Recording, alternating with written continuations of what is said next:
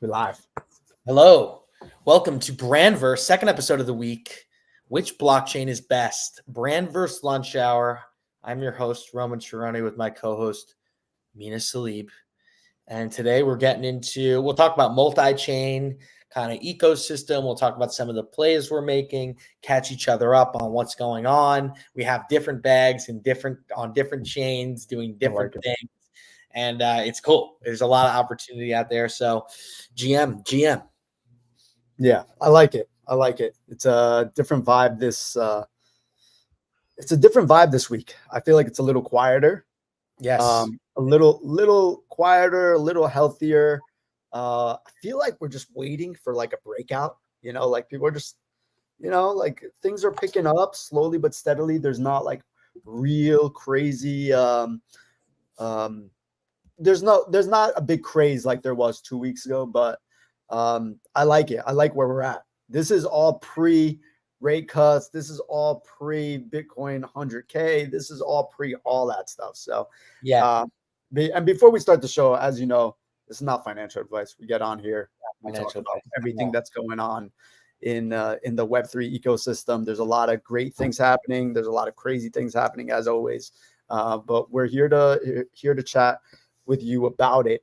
So tell me, so you're right now, the topic of the show is which blockchain is best. So we're going to talk about Bitcoin, Solana, Ethereum, where we have our bags and why we're there. And then maybe some side chains and L2s and things like that. But I'll let you start off. What's your thought process? What chain you think is best right now?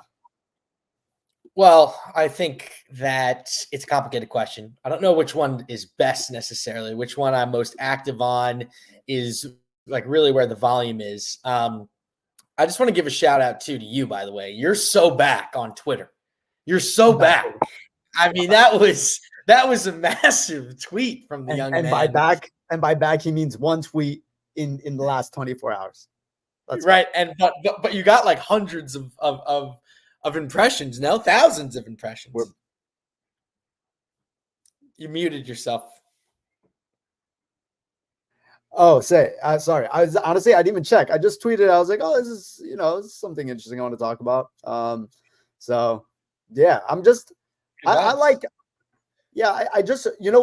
tweeted it is because I was going to sell Natcats, which is an ordinal. And then I went on Twitter. I started reading about it a little bit more and like what it is versus what it's not and why it's literally a little different from other ordinals. And I was like, man, instead of selling at a loss, like, again, thesis is once Bitcoin pumps, you're going to see a lot of these other projects pump. Why sell at a loss right now? So I was like, and it just sounded unique. It sounded, pretty original in terms of it being Bitcoin art, and the Bitcoin is the thing that generates Natcats, which is pretty interesting. And, as there's more Bitcoin, there's more Natcat. It's just this cool algorithmic, generative thing where I was like, you know what? I'll keep it. So it inspired some tweet. Yeah, and then you got the community came out in droves for you, so it makes sense. And you've got a couple different ordinals. But to answer your question earlier, like which chain am I most excited about right now? I think you have to look at Base. Base is an interesting play because it's like if you are onboarding somebody new into crypto, Base is a natural place for them to kind of mess around and have a good time. I think it's like a safe bet. Wait, I just realized you're right. This thing it did work. I didn't realize this. By the way, when you were talking about it, I thought you were joking. I was like, oh yeah, like you tweeted on it and you're like, welcome me back. Oh, yeah. It actually got like 100+ likes and retweets and all this other crap. Yeah, I was hyping you up. Show it. Share your screen. Share your screen. Let's see what Natcat looks like. Bring it up. Let's relish in the engagement. God knows it's we haven't been here in a while. Okay, so we'll relish where we can. Bring it up. Here we are. Here we are. There it is. Some Natcats vibes. Yeah, it's not a bad. It's hey, listen, it's Natcat. It's Natcats. I saw it. I was like, so what? At what point are you going to go back to an NFT PFP? How far off are you? Do you think? Will you ever go back? What's your thoughts on that? I don't know. I think we're past the NFT PFP point. Gotcha. I think we're in a different stage. I think we're in a more mature stage in terms of like, if I were to do one, it would probably be a puppet, given, it's probably like my biggest holding right now, in terms of, so I don't know. I think we're in a different era. We're not in the PFP era anymore. Right. Yeah. No, I hear you. That's true. Certainly not this month of March and the past couple months. Yeah. It hasn't been that way. So yeah, I mean, I will say, sorry, unless you have a punk, like, yeah. And I don't have a punk. So like, I just think like, I think a punk makes sense to have as your PFP. And honestly, if you're like one of like the preeminent people in your community, like whether or not like the PFP is worth a lot of money, I think if you're like a leader in that community, you should probably have it as your PFP. But I think the days of everybody just having a Bored Ape as their PFP just because they own one is past us. Yeah, I agree with that. I tend to agree with that. I think right now it's a different game, and there are different access points, like we always say. And I do want to talk about those things. I'm curious, like, you've been in ordinals, you've been on base, you got some interesting things going on. What are your perspectives? Then I'll dive into a little bit of like where I'm actually playing right now. Yeah. Yeah. Okay. So perspective wise, again, thesis is blockchain, Bitcoin is going to run the world, right? Bitcoin is going to be the thing that leads us to Valhalla. We're going to follow, everything's going to follow along with Bitcoin. And if it pumps, everything's going to pump. If it drops, things are going to come back down to earth. And right now, as it's steadying, you're seeing prices steady, right? Across Ethereum and Solana. So I think ultimately, like in 24, Bitcoin's going to lead the way. And I think it's this road to 100,000. My thesis for, like, I think everybody's pricing that in, right? Everybody's like, hey, there's a little bit of a pullback. We're sticking around 68, 70. But, as we get closer to the halving, and even after the halving, you might see a little bit of a pullback. Like that usually happens, right? When the Bitcoin ETF got approved, you saw a pullback, right? It went to like 50, 55, and then it came back to like 40.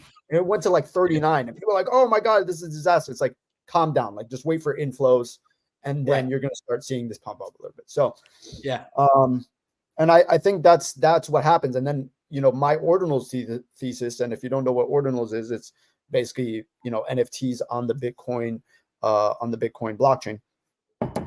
My thesis there is ordinals pump when Bitcoin pumps, right? And if you hold a little bit of them as price stabilize, you should, ride them up as they go on this road to 100. So that's my ordinals thesis, puppets, and nat cats, as you saw in some other things. So that's how I'm looking at Bitcoin specifically.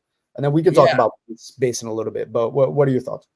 I mean, I've put my money on ETH. I think ETH and PFPs are like, they're out of the narrative right now. I've been contrarian in my thoughts around the iconic kind of fine art and really like kind of transformative NFTs, right? Like you're talking about like the higher end stuff, like the punks, like the Fidenzas, like really looking at that as a buy low opportunity because the narratives are anything but Ethereum.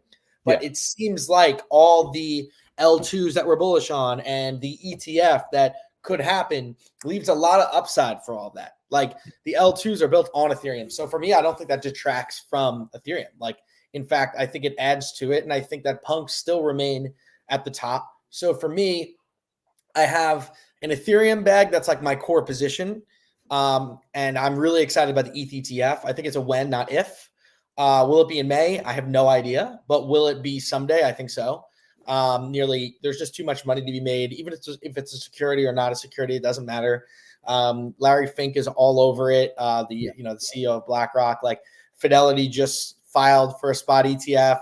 Like if ETH gets approved for the ETF, which is not out of the realm of possibility, that is super, super bullish for ETH. Obviously, you might see some inflows to Solana, but I don't think the ETF is priced in for Ethereum yet. Like, certainly not. In fact, I think the downside might be already priced in. I agree with that. Yeah. Yeah. So that's my, like, I feel like there's like a play there where it's like, yeah, it might be a long shot. You might be holding for like, longer than you would some of the stuff on Solana, but I'm excited about Ethereum ecosystem still. So that's where I've been looking at. And then I play a lot, or I think it's so fun degenning on these meme coins on Solana. It's just so quick and like crazy. Like even right now, I'm just transfixed on a chart that I have been staring at for 4 hours. And it's just like, oh, it's going up. Nub, not financial advice, but I mean, it's ridiculous, nub. So excited about it. I think that part of degenning is really fun for me, but like the core position that I have is really around the ETH ETF, buying low while others are not focused on it. And like, you only need to win once. You don't need to win every single battle. You need to win once. So if I'm right about the narrative switching back to punks, or the narrative around NFTs, or the narrative around Ethereum picking up, then there's upside that I've captured before other people do. Right. So like, I think that's how I'm balancing. That's how I'm rationalizing not being all in on Solana, to be honest. Because Because what? Because what? I just think Solana is a beast. Yeah. Like it's an absolute beast. It's like it's just a beast. Like it's a lot of fun to use. It has a community. It's kind of like the hot and shiny thing. It's priced in as kind of the third economy, or like the third biggest like economy. So I don't know, but also like there's a CEO there that can like screw it up. There are things that can happen. Like there's execution risk. Like it's not like Ethereum. Like it's not like Bitcoin. You know what I mean? So like that part of it is like scary to me. But that's kind of how I'm thinking about it.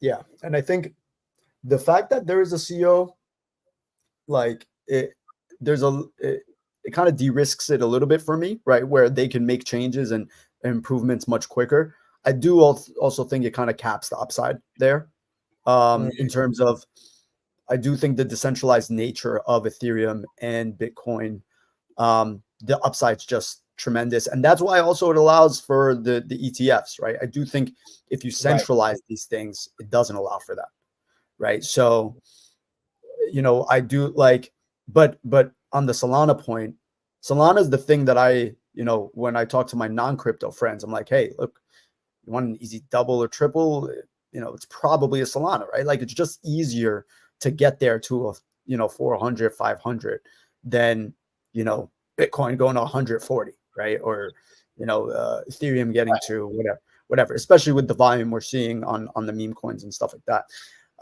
Again, not financial advice. These are just kind of like reflections just from what we're seeing in the market. But I do think like your point on Ethereum, I have a similar conviction in Ethereum. I just have it maybe in a different way. I don't see, like, NFTs to me have really been diminished a little bit, right? Not the art NFTs, but like the PFPs that we're talking about. And so like my bet on Ethereum would be like base, right? And like the L2s and the meme and the trading on like specific utility tokens. So like you're getting different tokens that are focused on AI utility, AI SaaS features, RWAs, real world assets on Ethereum. Like, so all of these things are plays on Ethereum, right? Because ultimately, Ethereum, you'll have to buy Ethereum to transact on all these other things, right? Whatever L2 that you want to get involved in. Exactly. You have to bridge from Ethereum to them. It's like that's what the bridge is. So like the Ethereum use cases are just so much higher. Now, is there like a higher multiple where you can make more money if you're betting on these, Ethereum L2s? Like, if you're like, okay, well, my goal is to 10x, then got my darn dog, man. If your goal is to like, Ethereum is going to do, best case scenario, this is non-financial advice. I don't know anything, but let's say it goes to 10K. That's about a 2.5x, right? Forget that. Let's say it doubles, right? Like it just doubles. Let's say it doubles. Like the L2s are like a multiple on that, and it's like a riskier business that you're playing.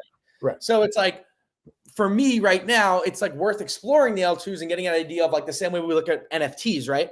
where's the market leader? Where are the vibes? Who's emerging? How is it shaping up? Who's got the leverage? How is it kind of socially, diffusing?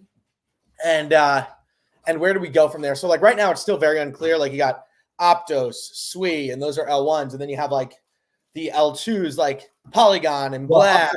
Optimism actually, or Optimism, the super chain. Optimism is on L2 on ETH. I had to convert. No, yeah, I didn't say Optimism. Oh, sorry. Keep going. Sorry. I said Optos. Oh, Aptos. Sorry, Aptos. Yeah, okay. Yeah. I don't know why I said Optos. I met with somebody from Aptos, and they said Optos. I was like, yeah, that's with an A. I was like, okay, that's different. Yeah. Yeah. No. So, and then there's like Arbitrum, Avalanche. So there's still like so many ecosystems. We have to see who comes up on top. Yeah. Because not all of them can win. Well, and that's why for me, I'm sticking to one of the threes, right? Like the Bitcoins, the Solana, and the Ethereum, and then riding on L2s. If I do L2s, it will be on one of those. And for ETH, right? Like to your point of the multiple, right? Like if you can find a project that you really like. Today, I got deeper into another project. One of our friends is recommending it, Velo. Velo. Yeah, of course. Like and Velo Finance or something like that. So I got into that again, and I like kind of like doubled down on the conviction, and I was like, wow, it's doing well. It actually is building, a specific infrastructure and product for finance and things like that. And then like what I had to do is I had to convert ETH to Optimism to OP to Velo. And so like you basically get, if it works out, you get actually a 3-degree multiplier. Really? Right. Like, because look. Oh yeah, you're leveraged on it because if ETH does well, that must mean Optimism is doing well, which means Velo is doing well. I don't necessarily think like just because ETH's doing well, then Optimism will do well. But I do think if like Velo's doing well, then that probably means Optimism's doing well, and that probably means ETH's doing well. Right. Yeah. So, I mean, I hear you. Especially with not all the time though. Because they're still warring L2s for market share, right? Right. So it's like Ethereum will do well. That doesn't necessarily mean that like the L2 ecosystem is doing well, but doesn't necessarily mean the L2 that you picked will be doing well. Yeah, exactly. So that's my point. So like if the bet is right on Velo, that means Optimism did well and then ETH did well. So all these things, if your 3rd-degree bet is going up, that means the other 3 are probably going up. So you probably get some sort of multiplier along the way, which is it's true. And Optimism is super interesting because it's a super chain. So it's like creates a highway of basically like a layers. Like Base is built and powered through Optimism. Like parts of Blast, like the bridge for Blast when you bridge off, is like powered by Optimism. Like really, I didn't know that. Yeah, it's an OP bridge. I mean, somebody in the comments can correct me if I'm wrong there. But like when I met with Optimism, the big sell was the super chain that creates highways of interoperability across multiple L2s.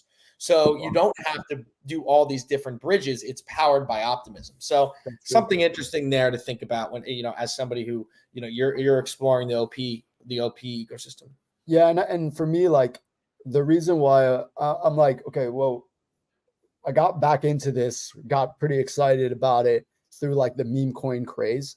I do think as these altcoins or like these actual, I look at them as utility tokens or tokens that are attached to actual projects. As they start picking up, you're going to start seeing multipliers in those specific projects or products.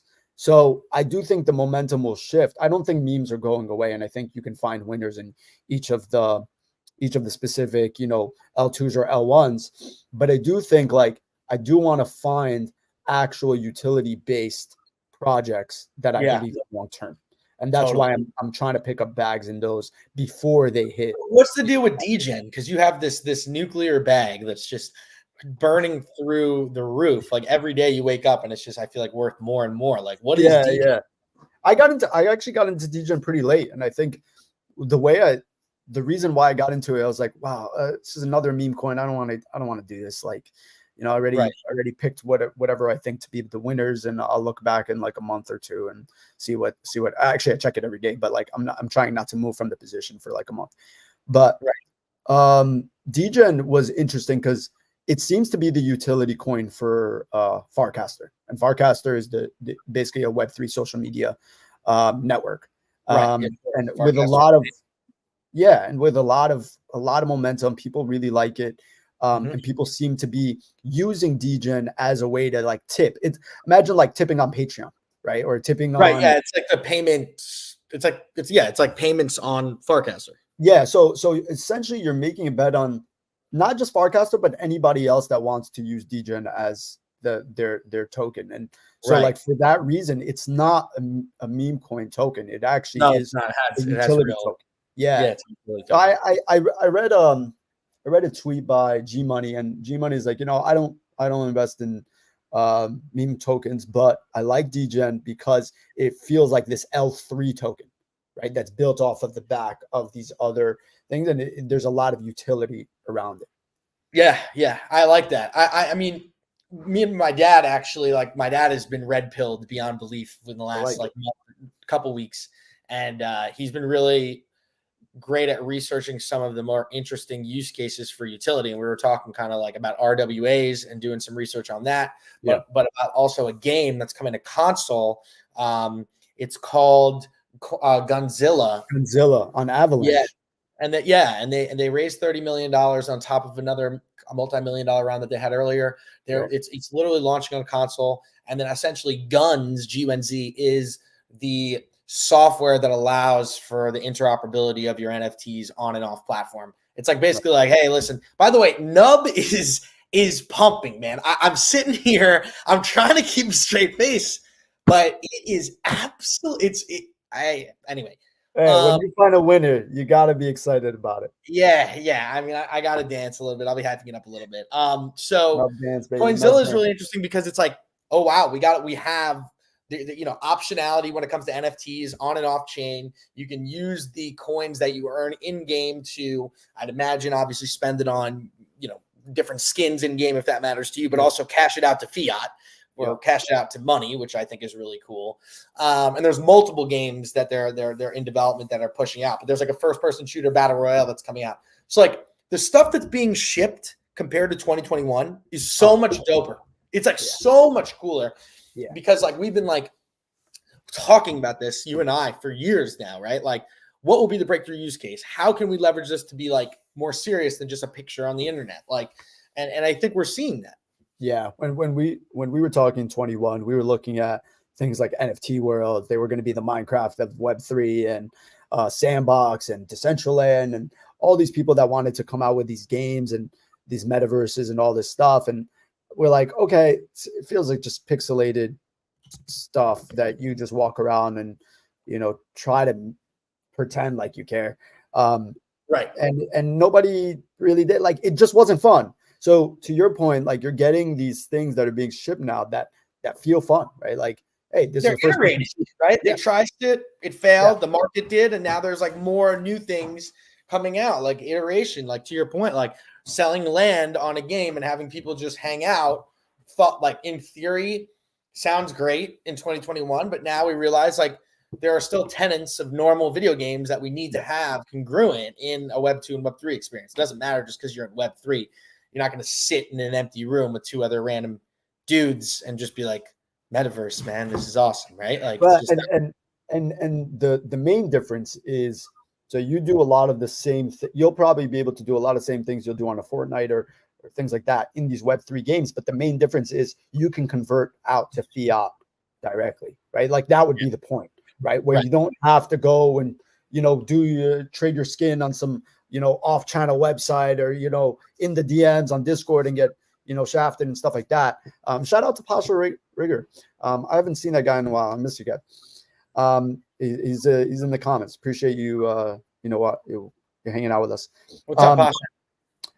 But yeah, so I think that's the cool part about it, right? It's like that is the promise of Web3 gaming. I think if it actually works, if one of these actually work and people see real money coming in, you're going to force gamers to really embrace it. And I don't think they have, because they haven't seen a real cool use case for it yet. Yeah, I mean, like, listen, they don't need gamers to embrace it 100%. They just need to have a community of people that play it and like enjoy it, right? Like, it's like bit by bit, like, there is real money cash games on the iPhone. Look at skills, like, the slot machines and random shit that you can play on your iPhone that like seem, weird. And then you added Web3 element and all of a sudden it's like this stuff always existed and never was controversial. Nobody cares that it's an NFT. It's the natural order of things. So as we approach the end of this show, like, what are you dialed in right now? I feel like you're very dialed in. It's like we're in the cockpits right now of our own separate spaceships, but we're in the same fleet. Yeah. And we're like, we're moving throughout this. What are you looking at this week in particular? I'm trying to be a little bit like more methodical than like just jumping in. Because the other problem is, like, as this stuff becomes more mainstream and popularized, you're gonna get a lot of people putting out rugs, right? And that's what's gonna happen, right? A lot of people, like the first week after Nick and Rich and all that stuff, and Choose Rich and all that stuff, like the meme coin craze, that first week that really got a lot of us, hyped again. That second, third week, and this week, the amount of rugs that proliferated is crazy. So I'm like it's hard to like, I remember the first week I was like, oh yeah, like I'll test this and see if I can get out here and whatever. And then now I'm like trying to take a step back. Hey, is this going to last for like 2-3 days? Maybe I'll catch it later, but I don't trust the fact that this is just going to pop off. And I am trying to find, projects that I can believe in long term and won't, cause me a lot of stress on a day-to-day basis. Yeah, I mean, that's amazing. And I think those are where the real opportunity is, right? Like, you find like a breakthrough use case and you're able to use it and you identify it. I think for me, I'm trying to be contrarian, like with the Ethereum NFTs. I'm also, I got boots on the ground. Like, I'm trying to curate groups of people so they're like, we're getting information about the market all over the world. Like, I have friends in Hong Kong that, are looking at meme coins, and then some in Europe and then America. So like, when I see two of, anyway, I've tried to triangulate it and buy meme coins as my dog goes nuts. Yeah. You've done a really good job of that, right? Where like we're being surrounded by people that, have, somebody has exposure on Ordinal, somebody has exposure on Solana, somebody has exposure on. You can't be everywhere. It's just too much. Can't do it. And you got to pick and choose where you can see the light at the end of the tunnel. But there's nothing like the meme coin battle. I'll give you a signal for me, like on the meme stuff. Like, and I got burnt one time, but ultimately I'm still riding with him. I think Beanie is a really good signal. I think it's a really good signal. And I know he was a signal probably for you on Noob, but no, actually, Simon, who tipped me off on Bohm early, he was like, really? This is a major Bohm vise, and he sent it to me yesterday, and then it's 5x since yesterday, and then I'm like, okay, I'm going to look at it today, and we're riding with it today. We'll see. No conviction, not financial advice. This is basically gambling. I'm having fun with it, though, so we'll see how it works from here on up. But yeah, and then I'm looking also at Dogecoin. I think Dogecoin is an interesting measure of retail.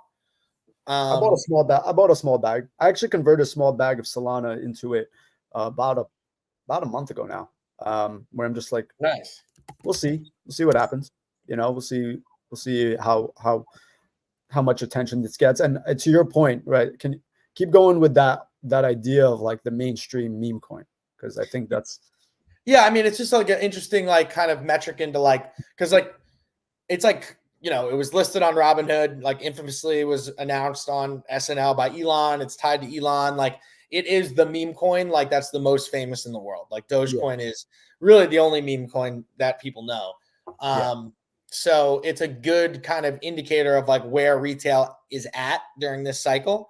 It's not be all end all. Like, listen, they can come in and spend money on something else, but it's just interesting to see it. And like, it's just something to keep an eye on. I think it's a strong play. Earlier today, I made a play into Doge, but now I'm in Nub. But I might rotate out and go into Doge or. Is Doge moving? I don't think it's moving right now. Well, it went up like 18% overnight. Oh, okay. Cool. So yeah, it's definitely moving, but it's it's been slow and kind of steady.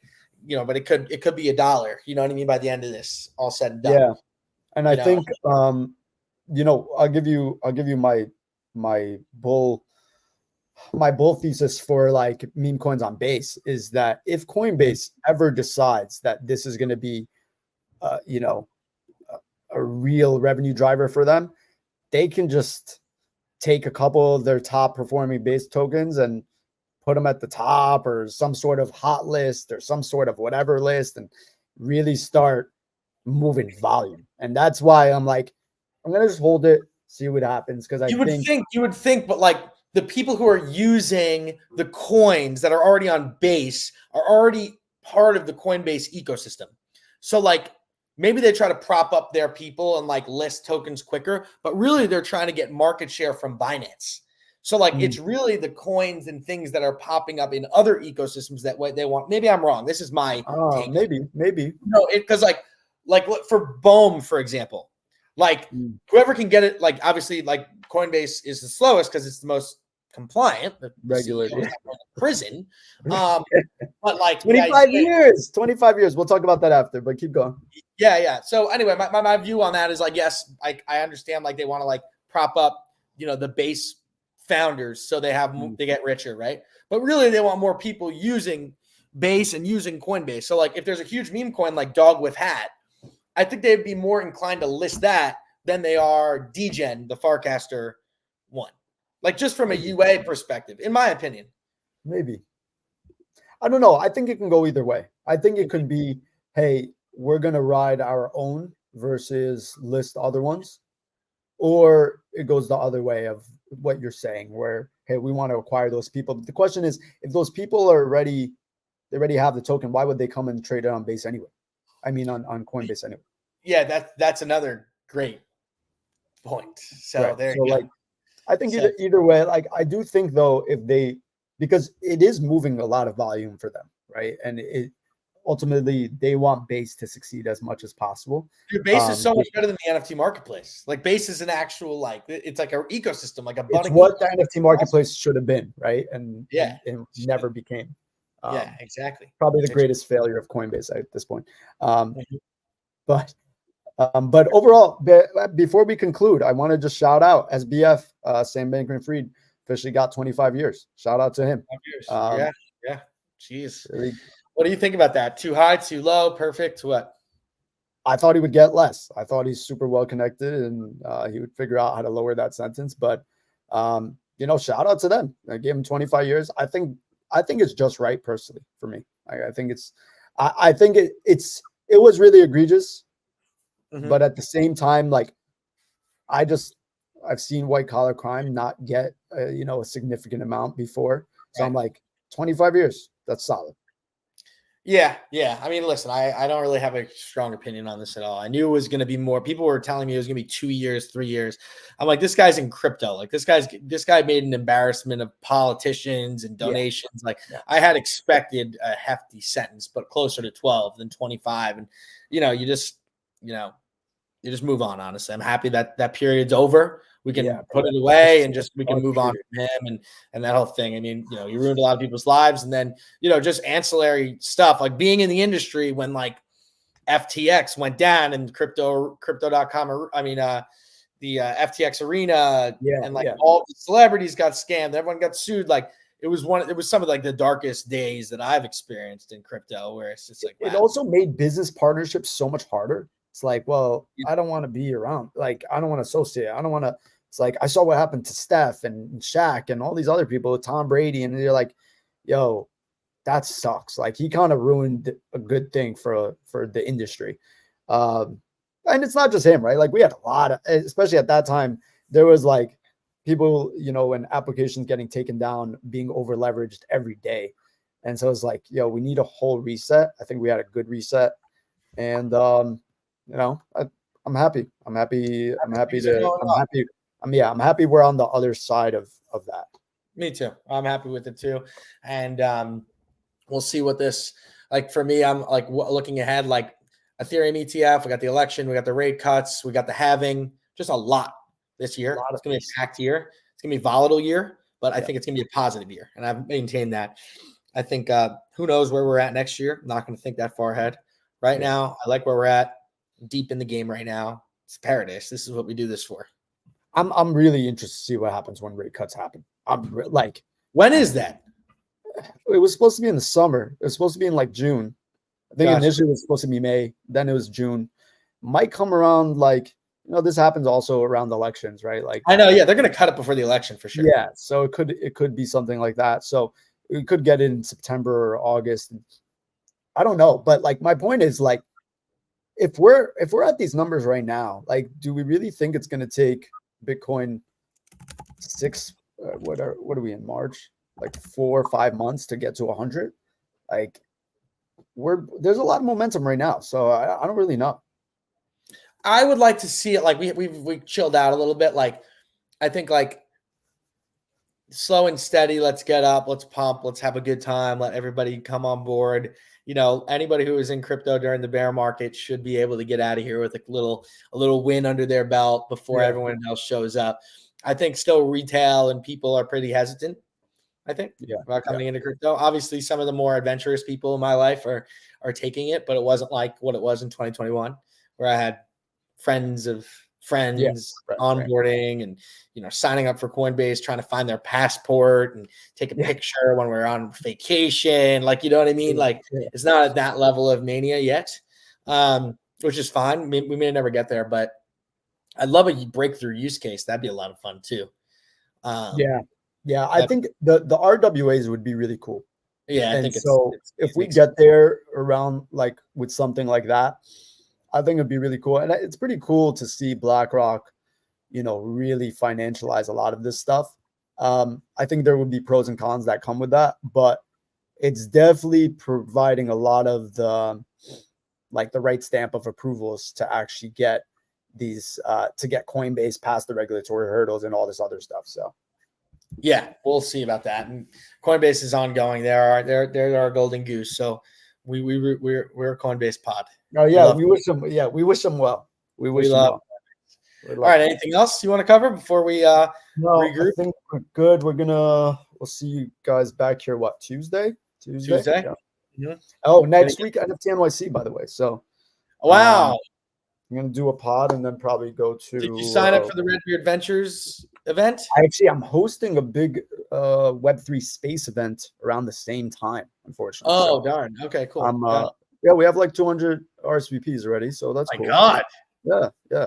So we're doing it with a space partner.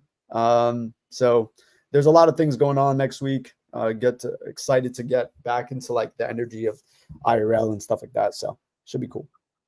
King, I'm excited too. I'll be back in New York May 1st.